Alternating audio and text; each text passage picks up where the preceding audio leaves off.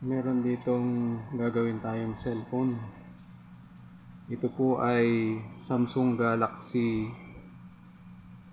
S7 Edge. Ano ba? Lobo na yung kanyang battery. Wala na rin yung kanyang push button. Yung kanyang pang push. Nagsitanggalan na po. Ang unang ibabahagi ko sa inyo dito ay kung paano ito i-disassembly o i-tear down. Kaya panoorin nyo po kung paano. I-share ko sa inyo kung paano po tear down ang cellphone na ito. Unang-una po, na-blower ko na po ito. Kaya isuot natin dito. Ito, angat na rin po kanyang takip dito. Ganun lang.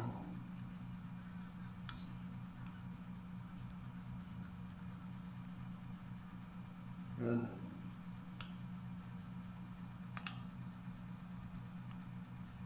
So, i-blower muna ito kasi namadikit po itong takip niya sa back cover niyo. Kailangan muna tanggalin mo alos yung mga pandikit dito. Ayan. Napakadali ko na lang tanggalin yung kasi lumubo po yung battery. Bloated po yung kanyang battery. Inangat niya na po yung takip na ito.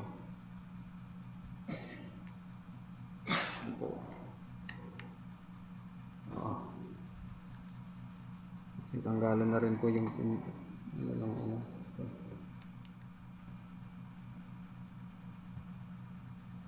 tanggalin natin yung tornilyo ito.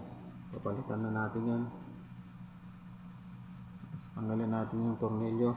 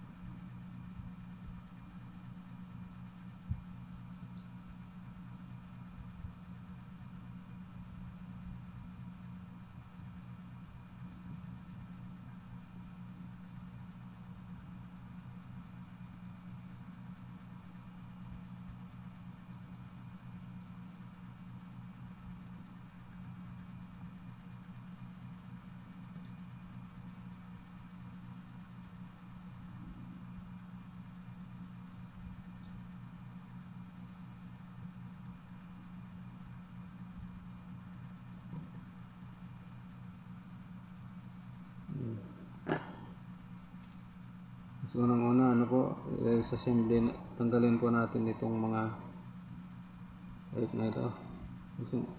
Kuha tayo ng pang sikwat.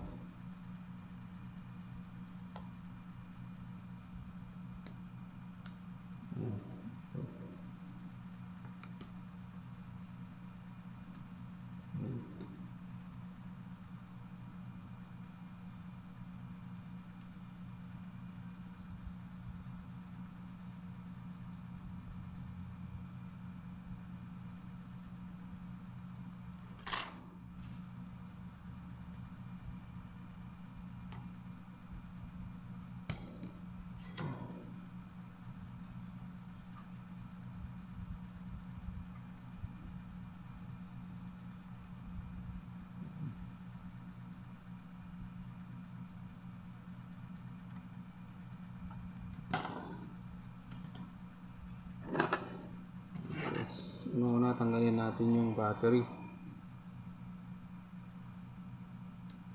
Yan.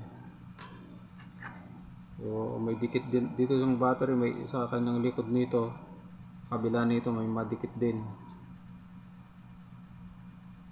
Kaya dahan-dahanin natin sikwatin.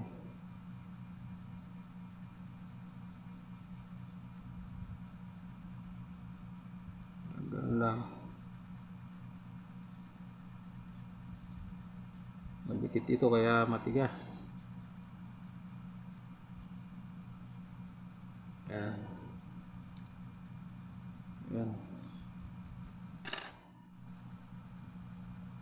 Bloated na rin to, kaya papalitan din natin to. Diba? Tanggalin natin yung kanyang volume up and volume down flex, saka yung power flex.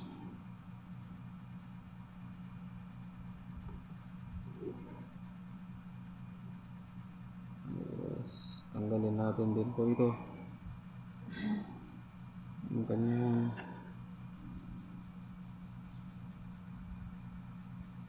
kasi papalitan natin kasi wala na yung kanyang button. Ito yung kanyang switch button, ano, kasama yung flex. Ito naman yung flex nung volume button. Tanggalin din natin to kasi wala na rin yung ang push button niya, push button. So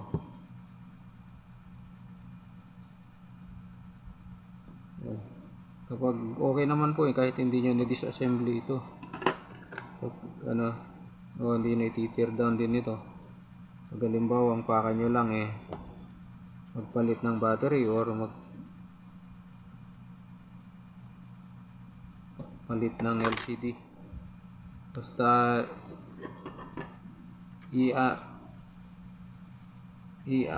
tanggalin nyo po dun sa socket yung kanyang tinatanggal ko, tapos papalitan natin yung rito, wala na kasi yan, ayan, kaya tinanggal ko. Kasi ito yung kanyang LCD socket, tanggalin nyo yan, yung kanyang earpiece, tapos yung kanyang sensor, ayan, tapos yung backlight dito sa back at saka dun sa home. Ito rin yung sa antenna. Ayan, tanggalan natin yan, yung SIM card, ano po, ating tanggalin yung SIM card. Dito meron siyang rito slots, kaya ano lang, ayan, SIM card tray. Pagka natanggal yung SIM card tray, angat na natin yung kanyang circuit board, pero tanggalin muna natin itong charging flex. This kasama yung charging flex dito.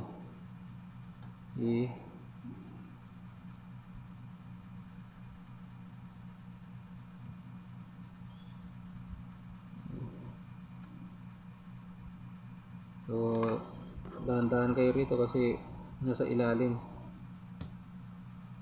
mahirap lang sunggitin.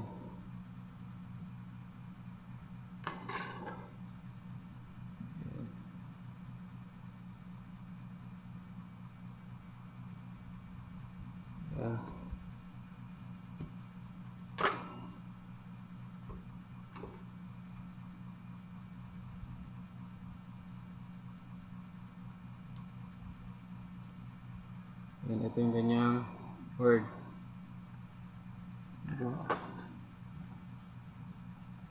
Word.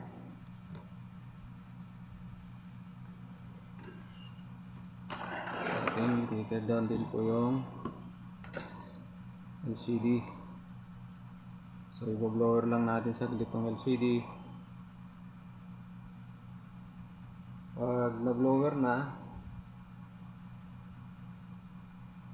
blower natin saglit.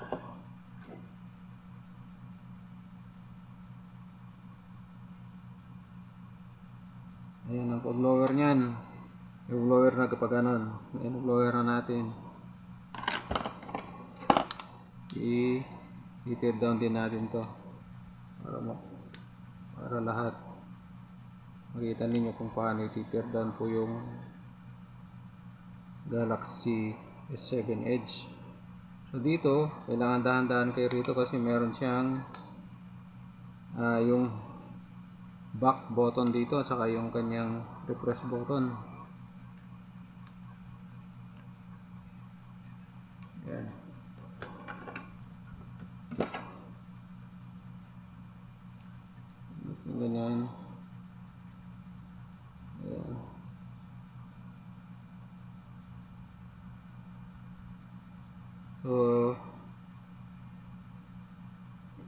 Kapag buo itong LCD nito, kaya ano to, extra careful po kayo pag tinatanggal niyo po, ano po. Pero ito kasi papalitan ko na, kaya medyo ano, ah, pero tips ko sa inyo, pag good yung LCD nito at hindi nyo naman papalitan, extra careful po kayo. Saka no need na tatanggalin nito kapag good naman siya. Ipakita ko lang sa inyo kung paano i-tear down ito. Kung halimbawa ah, nabasag yung LCD ng ganitong cellphone ninyo, sundan nyo po itong video na to para sa ganon alam niyo kung paano nyo disassemble yung cellphone ninyo. Yan, ito may mga pandikit dito, talagang sobrang dikit, kaya dahan-dahan kayo. Tapos yung flex ng LCD kailangan i-avoid ninyo na huwag di natin masungkit. Ganun lang. Pati din yung home button, kasi yung home button yan nandito yan sa bandang baba, no? Hindi lang yung home button, pati yung back button. Yan. Yan.